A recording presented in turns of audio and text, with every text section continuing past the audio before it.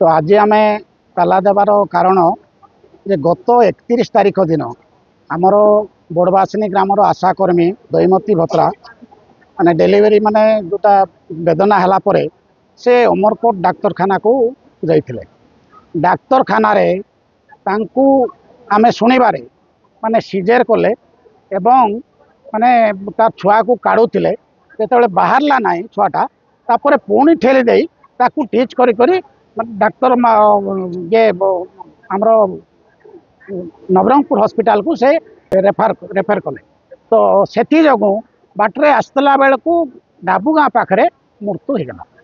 तो आमे 1 तारीख दिन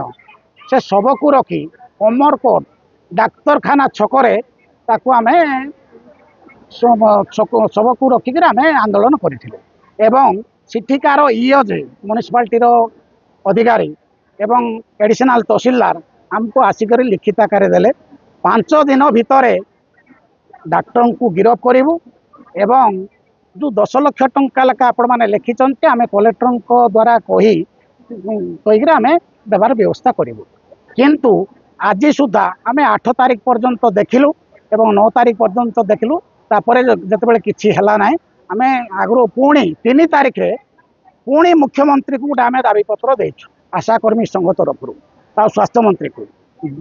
आम जिलापाल जरिया मुख्यमंत्री और स्वास्थ्य मंत्री को आम दाबीपत्र देलु। तापर आज पर्यंत कौन कार्यानुष्ठान ग्रहण करा जाए नाही। तो से आज आम ये समस्त जिलार समस्त आशा भौणी मैंने आसीचु आम ये मैंने आम ताला देकर बंद करूँ जिते बेल पर्यंत आमर दाबी पूरण न हम आम यहाँ रही आज दिन सारा सुधा जदि माने किसी न करती ताहले टोटाली जिला सारा आम निष्पत्ति नेबू काली को आम बैठक करूँ। आज ही आम बैठक नेबू एवं काली ठारू आमर